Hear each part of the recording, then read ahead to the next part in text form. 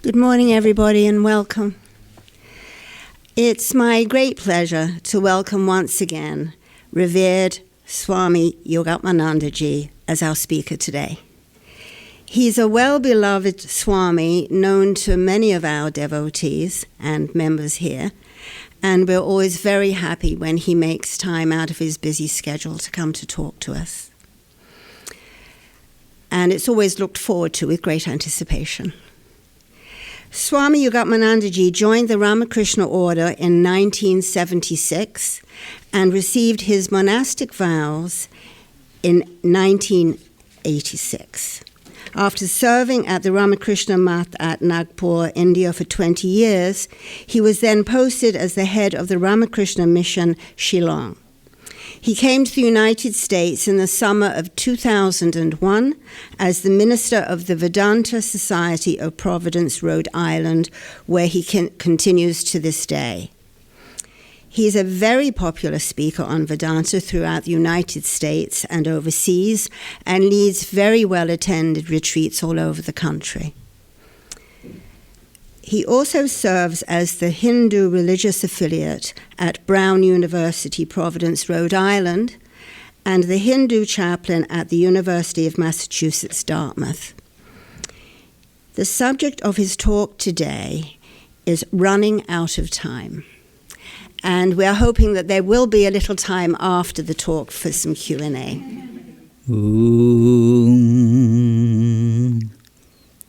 Vang me manasi pratisthita mano me vachi pratishthitam aviravir maedhi vedasya maanistha shrutam me ma prahasihi anenadhite nahoratran sandadhami ritam vadishyami satyam vadishyami tanmamavatu tadvaktaramavatu avatu mam avatu vaktaramavatu vaktaram.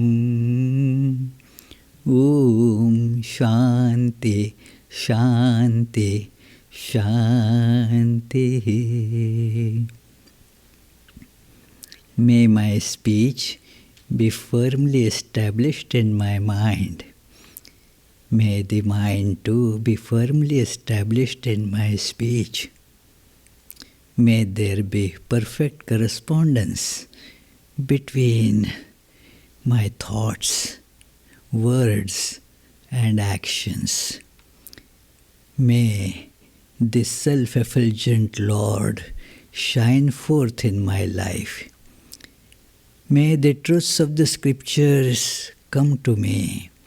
May not what I learn from them ever forsake me. Let me live my life day and night according to their teachings. I shall speak what is appropriate. I shall speak the truth. May that protect me. May that protect the teacher. Om. Peace, peace, peace.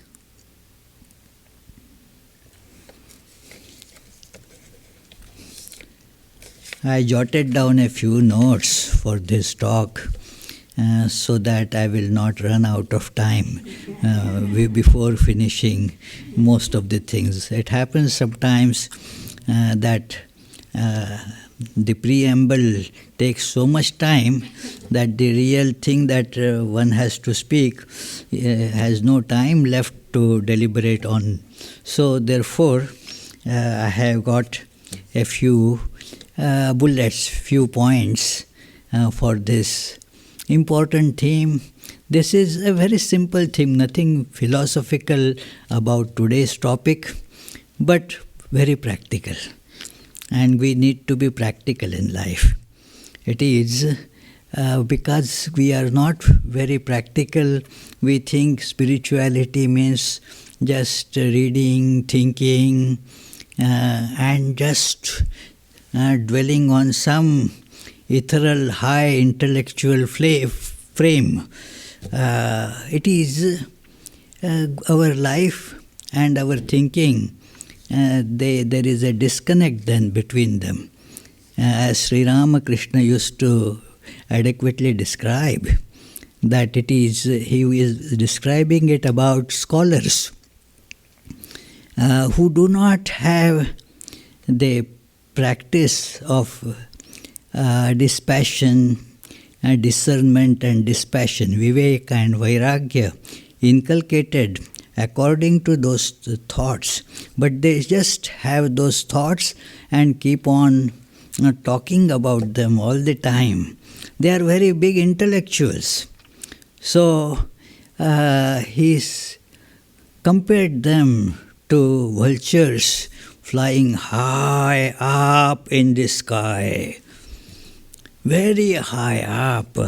I don't know, these days rarely anybody sees vultures here. It is all gone. In my childhood I used to see a lot of them. It is up high. But what they are looking at, constantly thinking about where a rotting carrion is that they can pounce upon and eat.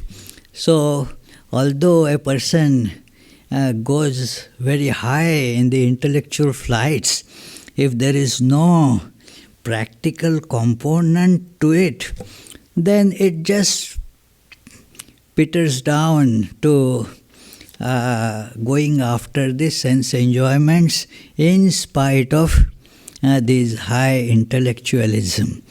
So therefore, Sri Ramakrishna's emphasis was on this practicality. Use every, drop of your energy to realize this goal. We are all aware of this very potent saying that he repeated all the time, that God realization is the goal of life. That the goal is a very important, very powerful expression. That there are not a few goals from which one can choose this or this. It is the goal. And there is a great rationale. I am not going into that right now, but that is the goal of human life. There should not be any doubt about it. If one wants to know more, or why should it be the goal of life, please read Sri Ramakrishna, Vivekananda or Bhagavad Gita, whatever. It is very well clarified. If I start talking about it, I will run out of time. So it is that. But one very important element of this, I was talking to this young lady sitting here this morning before coming here, that one has to put the priorities of life in proper order so that our time doesn't get wasted.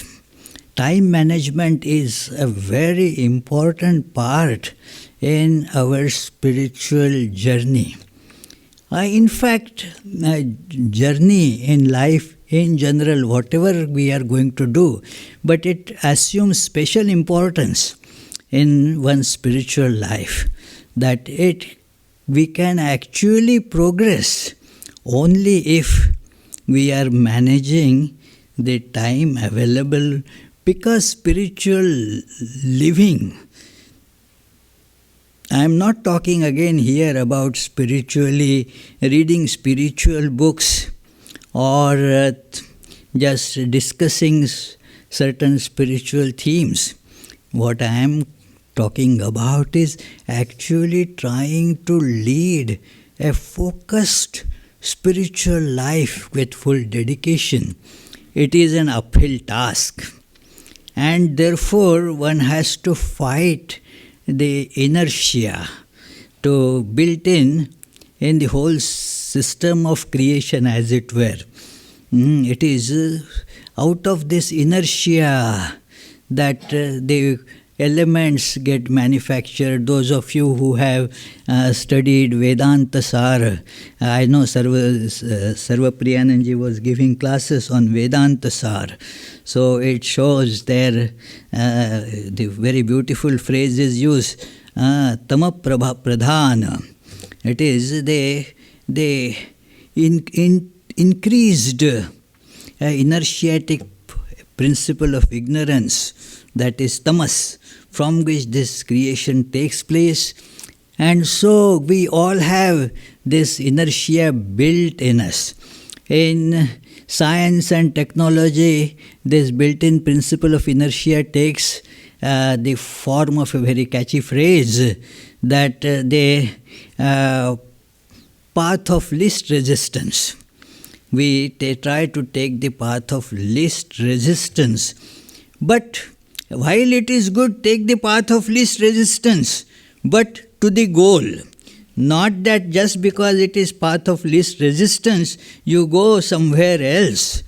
You have to reach the goal, and for reaching the goal, yes, let us pick up the path of least resistance. But this distinction gets blurred. Just least resistance is remembered.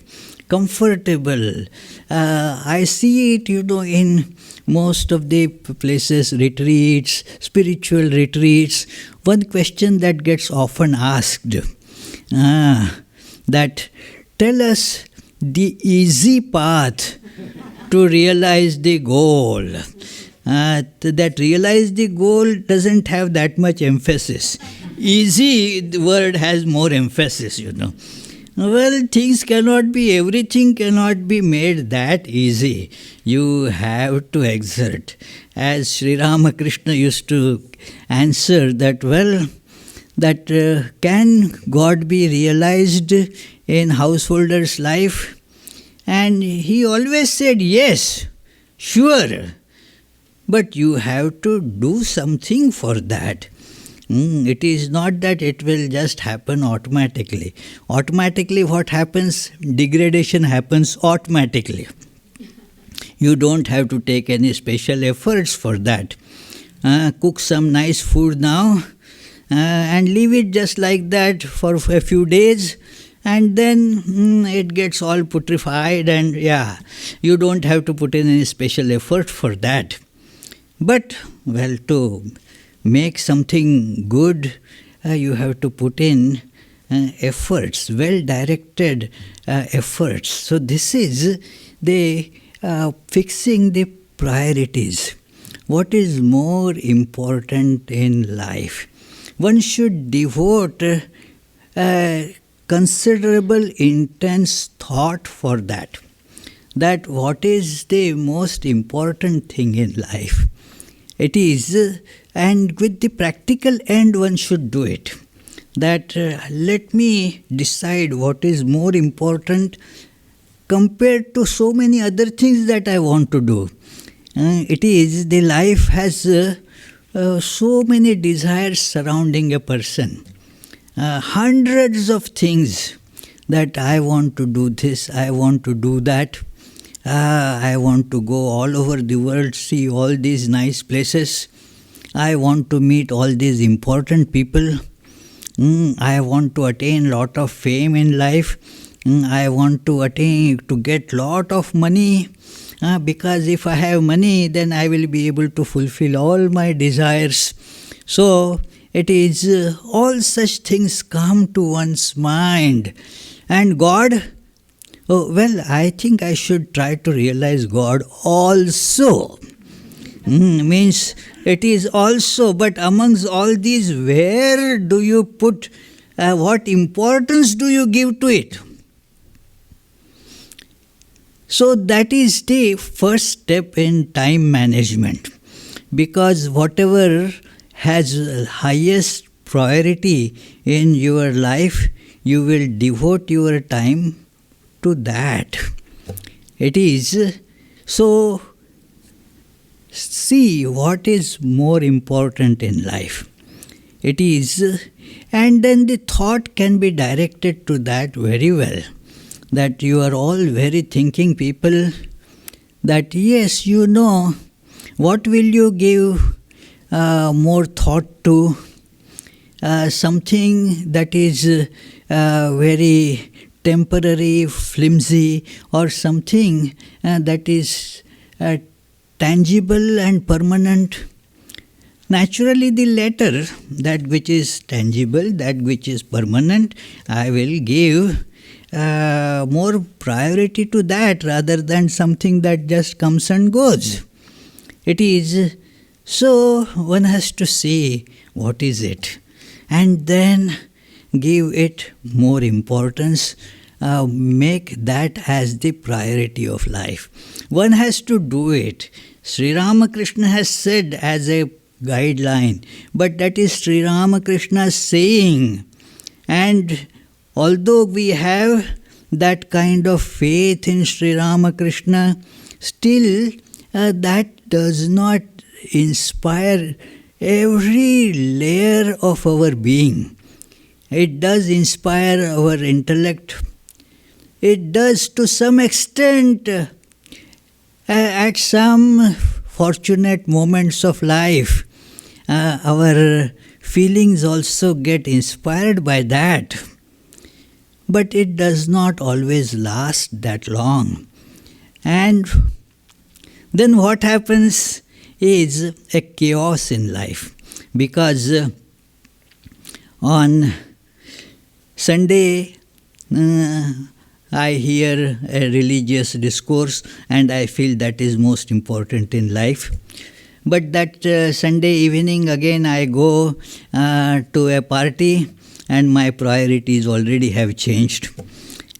Then Monday I go to my work and then there is that competition and they striving for doing maximum and getting higher and higher in the hierarchy in my business and so forth. That takes the priority. Then there are the family demands, that takes priority. Sometimes the political choices, that gets priority. And sometimes you have the likings, some artistic pulls, though those get priorities.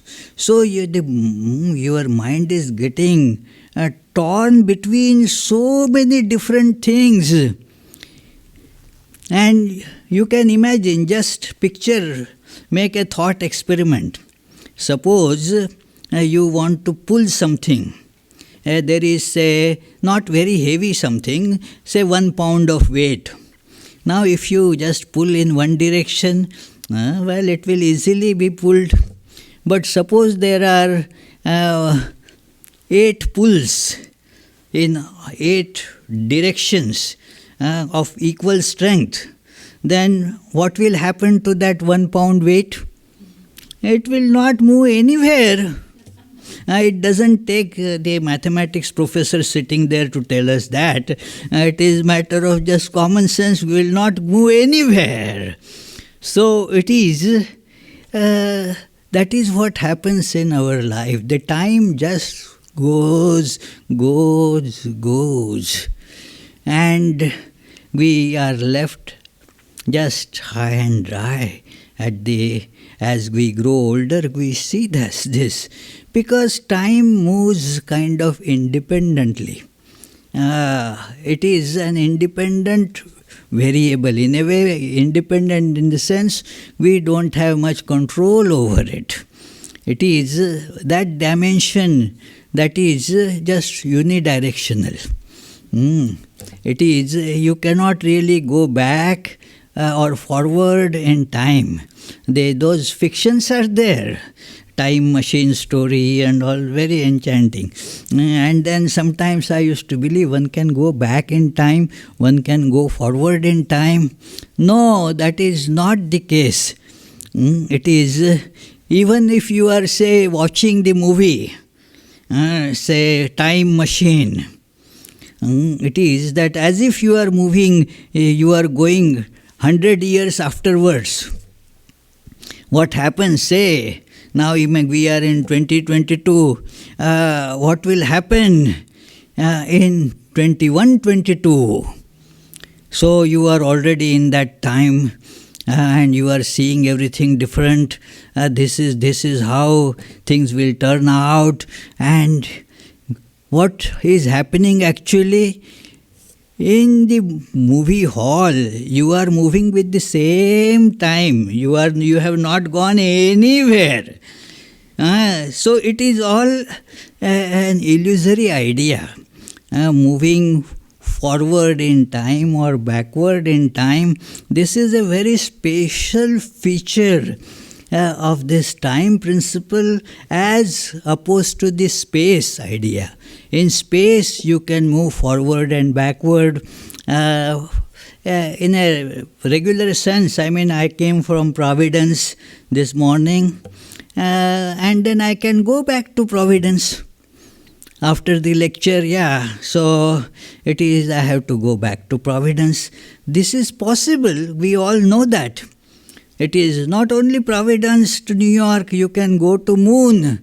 It has been done. You can go to moon and come back.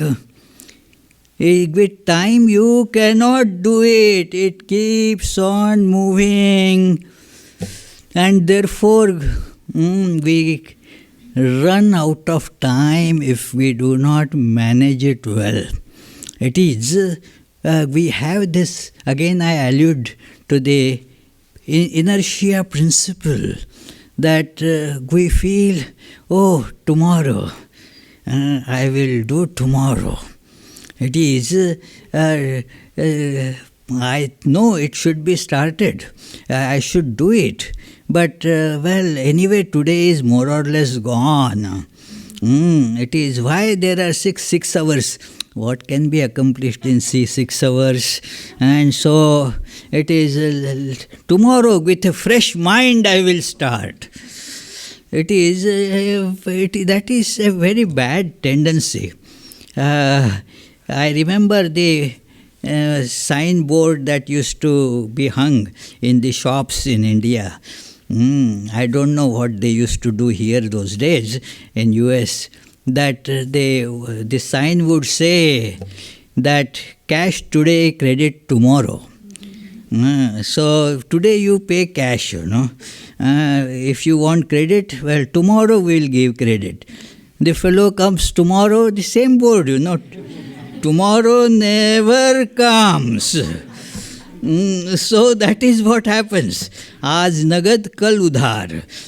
That is the Hindi expression, Cash today, credit tomorrow.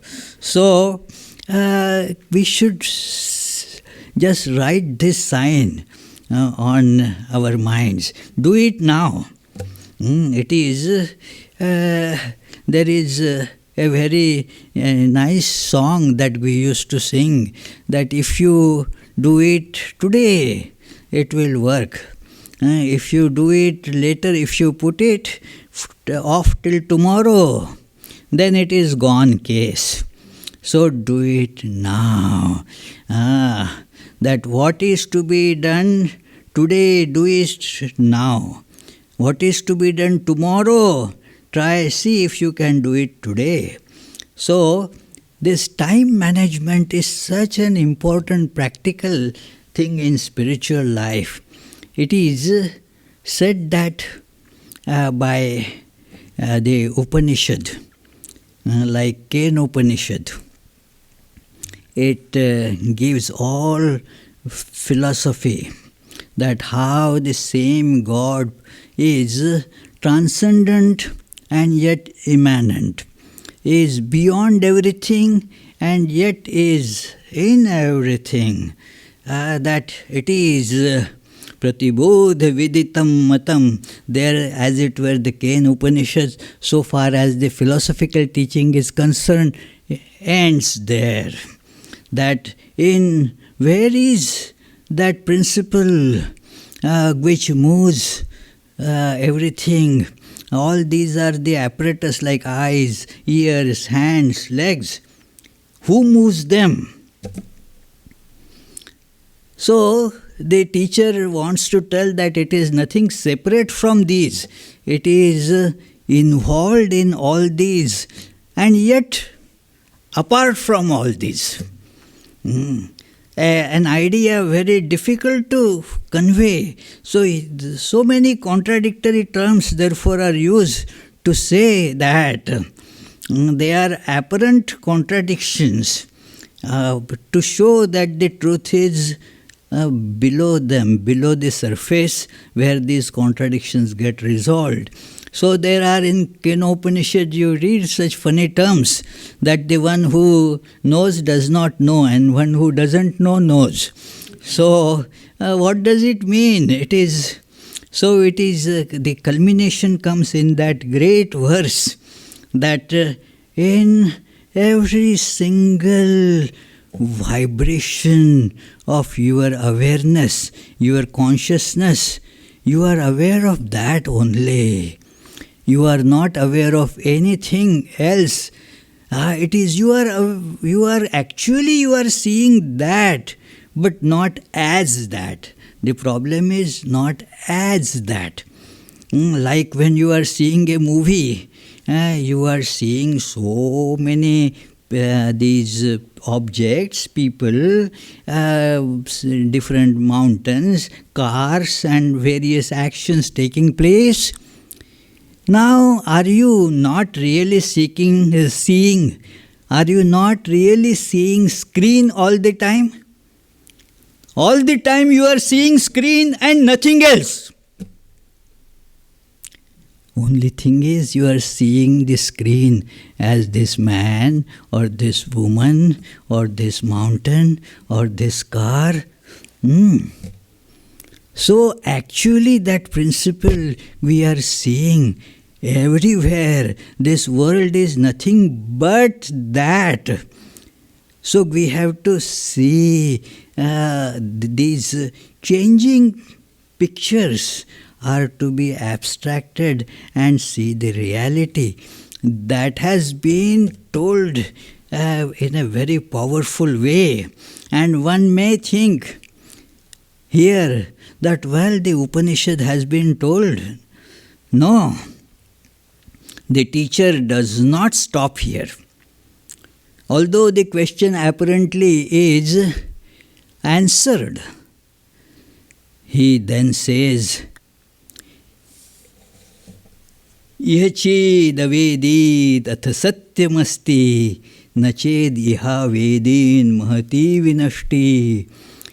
If you realize this truth in this life, iha, right now, Vedanta philosophy does not tell that after you dying and then you will go to some heaven and there you will have a lot of fun, not such things. Right here, iha ched avedit. If you realize this truth right here, Ranganathananji's books say this very nicely, that we do not promise any post-mortem heaven.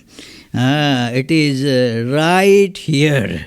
Iha, in Bhagavad Gita also this word comes with the same emphasis many times. Iha, right here. And just transform your life right here. This is the place where you can transform it. This is the opportunity to do that. Iha ched avedit. Shankaracharya in the commentary says, means in this human life, do it. Atha satyamasti. Then friends, we have made proper use of this life, of this opportunity. This is a great opportunity. It is while we have it, let us make use of it. Otherwise the clock is ticking.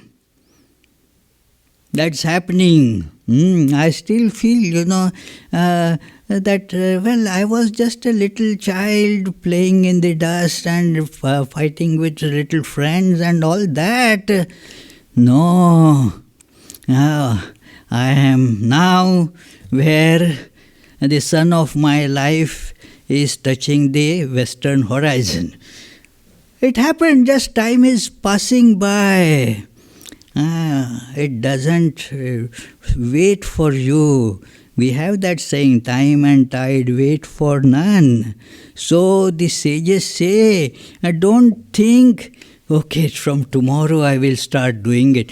Right from now, iha chedavedit, ath satyamasti.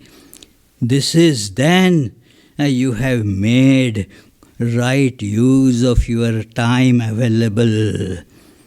If you don't do it, nachediha vedin mahati vinashti. What a great loss is otherwise awaiting you. On TV and all we see those ads. Oh, you can get here 50% discount. You have to act fast though. Don't run out of time. Pick up your phone right now or go to this website and log in. Right now you have to do it. Otherwise you will lose this opportunity. What opportunity? To save a couple of dollars or whatever, So it is. And usually what happens is you save those $2 and what you get is of no use to you. So it is, yeah. One of my friends ordered something. Swami, can you imagine what discount I got on this? And it came there and then was just sitting there. Nothing, it didn't do any good thing. So it happens, just because it is on discount. One of our members had this habit. And such people actually run the businesses. Means they feed to the businesses. That because there was discount, the fellow bought it, All gone. So, but they entice you with this idea, time is running out, do it now. See, sages also are telling us, time is running out. They don't have anything selfish to gain or to take some advantage of you. No, rather to give you the advantage. Remember, they are so full of compassion, although the question in one sense has been answered, that yet this answer is not theoretical. It is for practical realization. So do work on this. And what is the work? That is in short called sadhana or spiritual practice. What it means is that we sometimes take the meaning of sadhana as sometimes half an hour or whatever, 15 minutes or 1 hour, sit in the shrine or in some and then meditate and do some japam. That is only a very small one aspect of what is called spiritual practice. But that has to get translated into what this Kena Upanishad said, that try to see every moment, whatever we are seeing is actually God that we are seeing. This is God. Again, bring Sri Ramakrishna's realization. Let us bring it to our eyes of the mind. Sri Ramakrishna sees everything, but God manifested as that.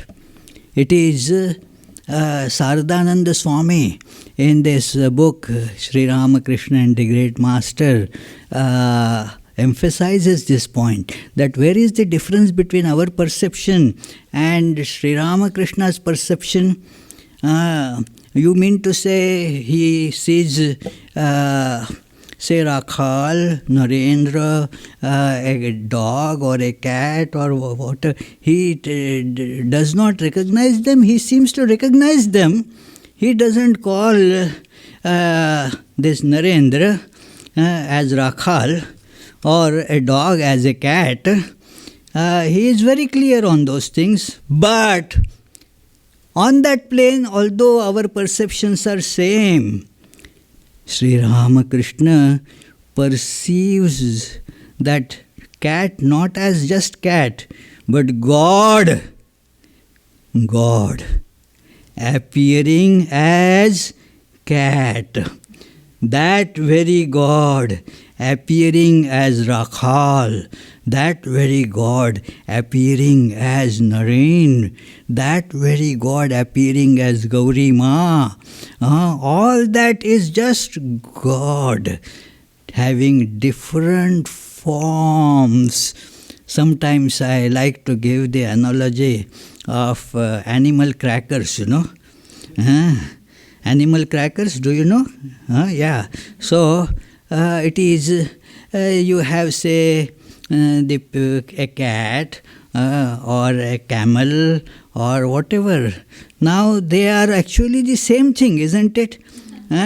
Cat and camel, they are different only in the appearance. And as forget that very little babies, they don't understand. But as soon as the fellow goes to say first grade, knows that cat is not cat there, a camel is not camel, a lion is not lion. It is all just a cracker, same substance in all. Let us feel that. That is sadhana, that is spiritual practice, to see same one God, one without second God, in all the forms that we are seeing. That is the use of time, proper use of time to learn to see this. This is, friends, the spiritual practice, and the time is to be spent for that. And human life is the vehicle for that. As all scriptures say, like Shankaracharya's Vivek Chudamani, Sri Ramakrishna Vivekananda's teachings, that in a human birth you get this special opportunity. Other creatures, they don't have. They have not been blessed with this special engine of discernment. They are vehicles, but not having this special tool of discernment. Their life is not a goal-oriented life. It is an instinctive life, which in our, there's a ladder of Kundalini. I don't want to get into the details of life, but it, in that language, you can say it rises only to the, up to the two initial chakras. That is called Mooladhara and Swadhisthana, where only the, just the physical needs are looked into, nothing more than that. In the human life, you have what next?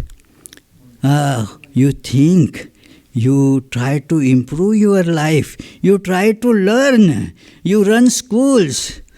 No other animal I know runs schools. Human beings run schools for dogs. That is different, Have you seen any dog running school for other dogs? No. It is the human speciality to learn. It is, so this is because human beings have this capability to think of the goal of life, the objective. And so, therefore, this life has this potential. Know the goal and then achieve that goal. That is the purpose. So use this. This life is ebbing away. Not going to last too long. Anything can just take it. So before things go wrong and you have to lose this life, make sure that you have achieved this. Now, this is the thing that has to be looked into with priority. And that this is the management of time. That other things can wait. Other things can wait. There is another Sanskrit verse that comes to my mind. I think of that verse a lot. That it is, you have achieved this human body by spending a lot of karma, lot of good karma that you had attained, you had acquired by doing good things. You invested in it in getting this human body. Mahata punya panyena kriteyam kaya naustvaya. That this body, a vehicle, there in that verse it is a boat that you have acquired of this human body. For what? Param dukkho dadher gantum, to cross this ocean of suffering and bondage. To cross this, you have acquired this boat. Tara yavanna bhidyate, before it breaks, use it for this purpose. There are all other things that can be achieved in other species' lives too. In fact, in human life, you cannot really do justice to those urges, like urge for eating. Swami Vivekananda says, I have not seen any human being eating with a gusto of a dog. No, for the dog's life is centered in that. Human beings, that eat something a little more and you get indigestion. It is, you have so many allergies, can eat this, cannot eat this, and so forth. Look at a pig, very nicely eating, and never suffers indigestion. So it is like that, those sensual pleasures can be enjoyed with intensity in other species. All types of sensual pleasures, much better than human life, because human life has an element of, conscience. When human beings indulge in those pleasures, they get a prick of conscience, because that is not what this body is meant for. You are doing something that this body is not really meant for. So you get a prick of conscience there. Animals don't. So human beings, therefore, this life is not for that purpose. You have bought this human body for a great purpose, and you have spent all your fortune of karma in getting this. Like you get, say, a spacecraft that can go to moon. Billions and billions of dollars. I don't know how much it costs. Somebody may tell me later. But it is not something that you can just buy in a car shop, you see. You need to spend billions and billions of thousands of billions of dollars have to be spent to build one. Now, if you want to use that vehicle to travel in the lanes of New York, useless. You will not be able to travel. Even with cars, it is very difficult. People feel bicycle is much better in New York. And what this spacecraft is going to do there? It is misuse of it, and you are not doing what the spacecraft is meant for. This human craft, with such great expenditure, has been built and acquired. For what? To break this barrier of subject-object, to attain to that supreme oneness, to go beyond all bondages and suffering. So use that. The time is running out. You have to act now. Now. Let us not postpone, not till tomorrow. Don't postpone it even by a minute. have to start doing it right away, right here. Just right here, try to see everything around, including your own body. Every perception is actually the God in various forms. So that is how one has to use it. Do it now. Other things, so arrange the priorities in such a manner that other things can wait. There is another great Sanskrit couplet that was in my middle school. I remember this being told to us. The meaning didn't really strike me then. But later, I read it again in Turiyananji's, that book, that letters, that, yes, very important idea, that ajaramaravat prajnah artham kamam cha chintayet. When you are thinking of getting money or fulfilling some other desires, think that there is lot of time for that, Don't worry, they need not be done right away. There is lot of time for that. Postpone that. It is ajar, because I am at that time, think of yourself that I am immortal and I have no old age either. Ajara amaravat prajnah means an intelligent person, prajnah. An intelligent person should see that they are low priority things. They can be put on back burner. It is so. But what is most important? Grihita iva kesheshu mrityuna dharmam acharet. Think that, well, the death has caught the tuft of your hair, is about to just gobble you. Thinking like that, very little time is available.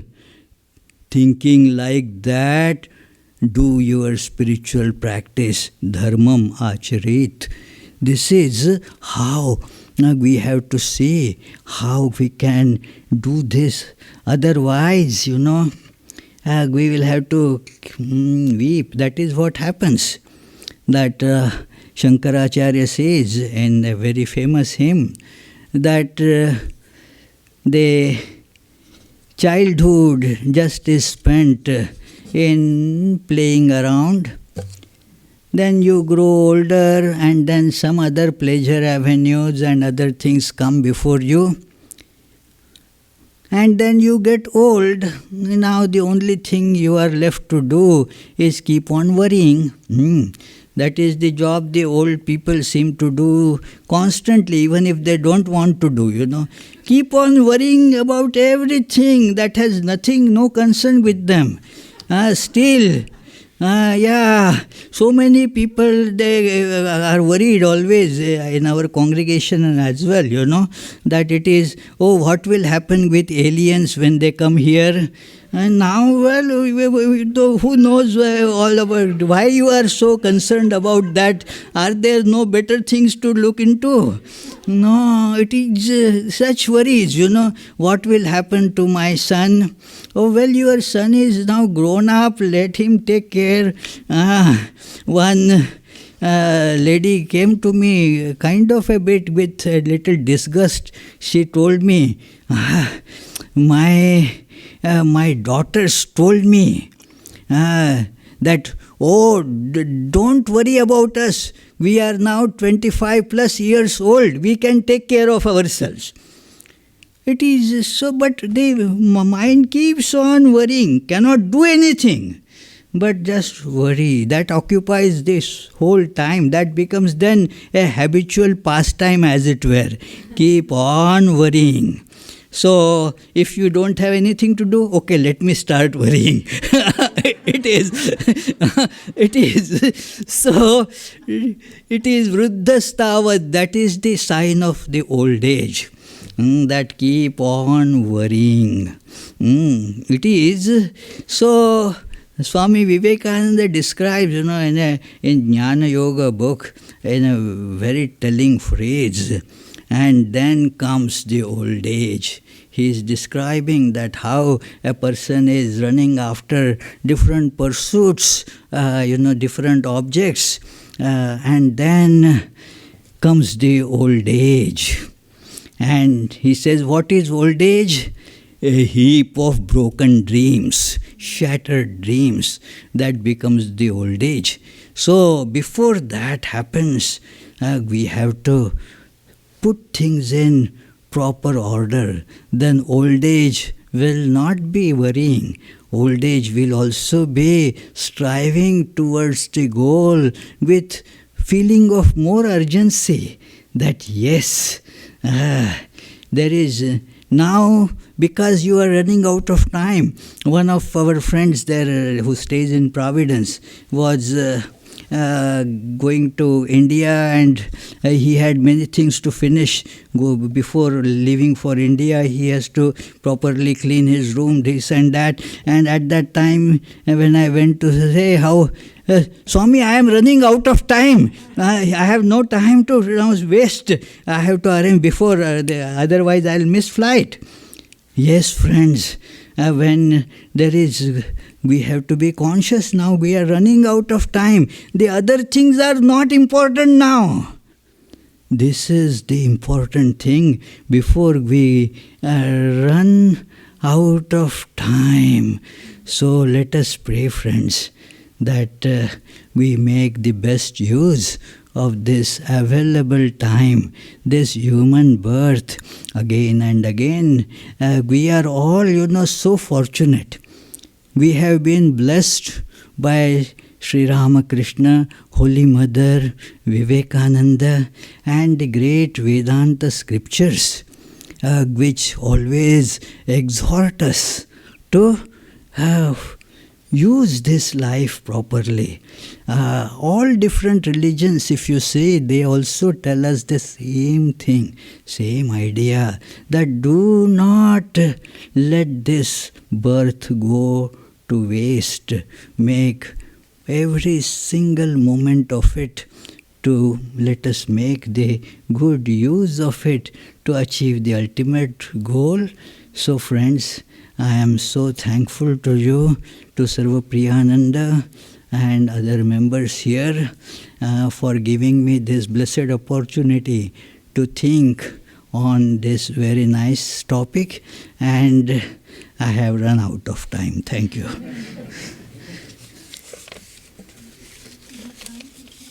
Yeah, if there are questions, yes. Therefore, I finished 5 minutes before time so that I can... Are there some questions? Oh, you have a question. Okay.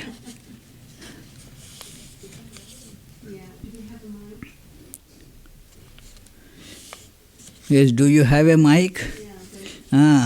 Some in our audience there was one gentleman, mic sitting, so very humorous guy. So I say, his mic. He said, yes, here is mic.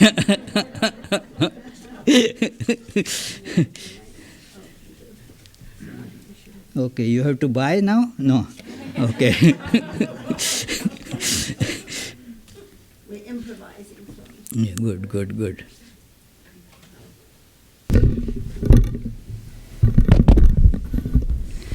Maharaj, thank you very much for the talk.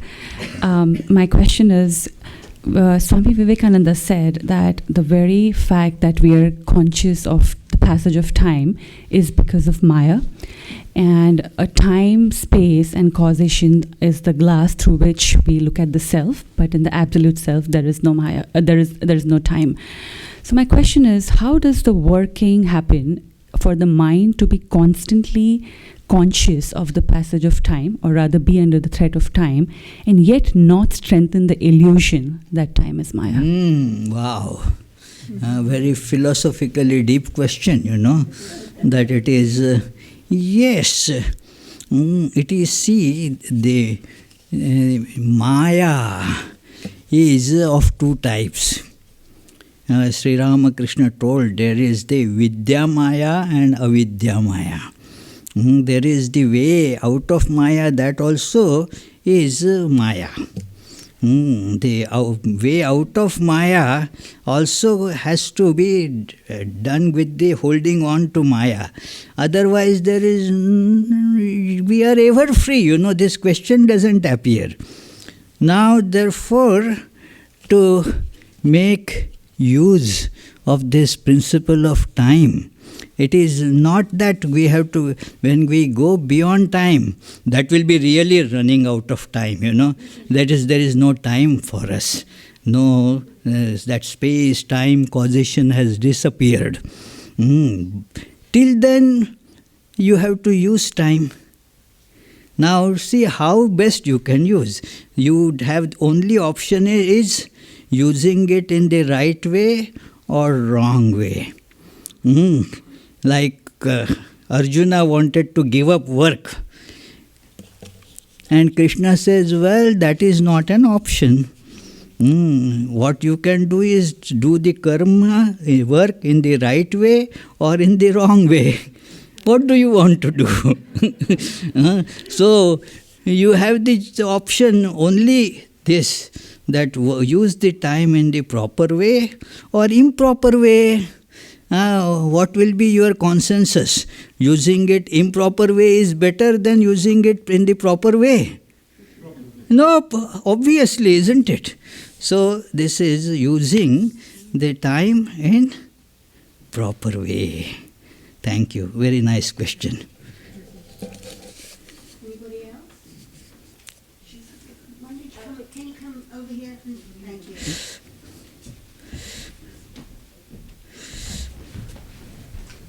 Good morning. Good morning. My question is, because there are so many demands in the outer world, how do we do the work in the proper way? Well, that is certainly there. And you do not have to give up any of those demands really. But you have to divinize it. As I was mentioning, that everything that you are doing, see the God in that. Do it, but with the idea that it is God. Thus you will not have any attachment. The form is temporary. The form is not real. Just like animal crackers, So the form is not real. Form is temporary. You don't eat the form. So try to feel that. And you will do justice to all those things that you really need to do. You will see, if you observe closely, 90% of those things are not necessary at all. Really, when you examine, was it really necessary? And about 90% of it will just drop off. So, it is, and remaining 10% you will be able to do with this attitude, that it is God who is manifesting in and through all these. So, that is called a principle of karma yoga as well as bhakti yoga, that direct your attention to God. Attention should not be the form, but should be the God appearing in that form. The form should get abstracted. It is told in one book that I read. It is the Marathi book Jnaneshwari. In Jnaneshwara's, that analogy of this, he mentions that suppose you have the images, God's images made of gold. Now a very well-known image that we have is Ganesha. Do you know Ganesha? Yes, so Ganesha. And the vehicle of that Ganesha is a mouse. Strange, isn't it? But that is how things are. So it is. And then this man just was rich but lost all fortune and then had to sell all these things. So they goes to the goldsmith and says, well, I have got this Ganesha's image to be sold. What price will you give? He said, okay, this is the price of the gold, so this much I can give. And what will you give for this mouse?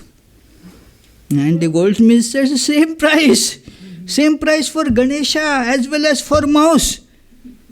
For that goldsmith, the shapes have been removed. It is the gold. So that is how we should look at things, that it is Ganesha and mouse, okay, for the sake of worship. There the material doesn't matter. But when you are seeing the material, then just abstract the form. And that is how you will be able to do justice to each and everything without compromising with your spiritual practice. Okay, thank you.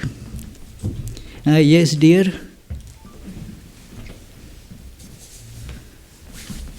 Pranam, Swamiji. Pranam. My question is time really running out? Because in the Gita also, you say, dehantara prapti. Yeah. So... the time is really running out. Dehantara prapti. You can get any other out of this. They figuratively say that 8.4 million species of that, what you will get into. See, as I mentioned in that verse, that you have already invested all your good karma in getting this human body. You cannot get it again and again in quick succession. You can buy, a pen. For some pennies you spend, even if one is lost, you buy another one, not a big concern. But suppose you somehow bought a Lamborghini or even something very pricey, put all your money in it, and suppose it is gone. It will take you some time before you again get money enough to buy another Lamborghini. So if this human birth is gone, you have to wait for a long period. Allegorically, the scriptures say that 8.4 million different lives that you go through, then you may, that too depending on how much good karma you have accumulated during these other births, you will get then the human birth again. So if you are ready to wait that long, that is, you can waste this life. But I think it is better, isn't it, not to waste it? Yeah. Thank you. Yes, dear, please come forward. Are we not realized right now? Right now, because you talked about the screen of consciousness that everything passes through.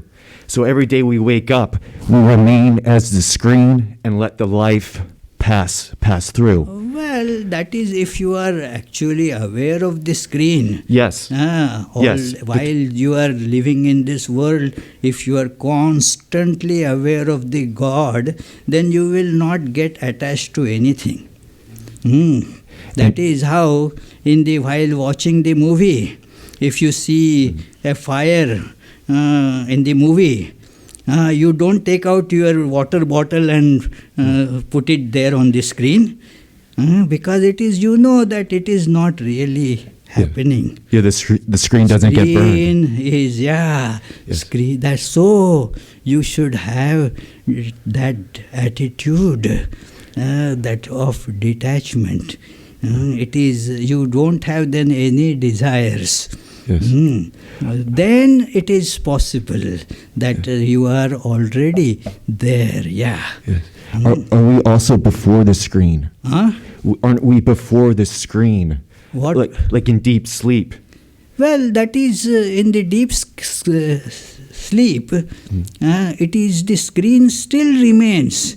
Only your perception through the senses and mind does not happen because they have been switched off during the deep sleep.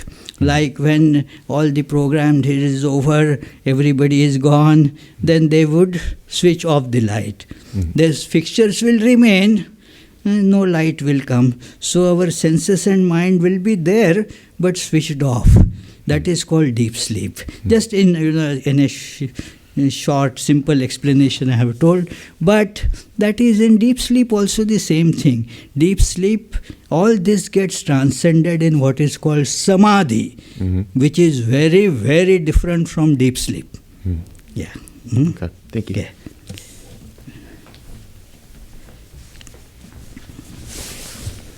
I guess my question is, you said that as long as we're seeing God, it does not necessarily matter what we do in like the physical world. So I guess like since it isn't necessarily matter as much, how do we decide what to do in the physical world?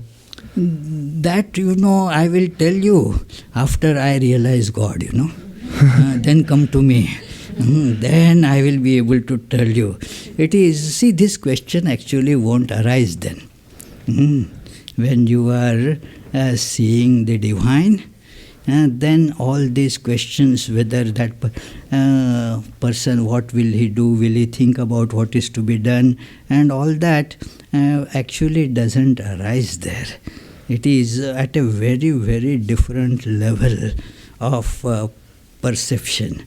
So the thinking also is completely transformed there. So that is why that person will never ever took a wrong step, because the whole knowledge has become available to such a person. There is no ego to obstruct anything. That is a stage when that question of putting the priorities right doesn't arise. There is no need for time management there. Time management is for people like, like myself, so that who need to do sadhana.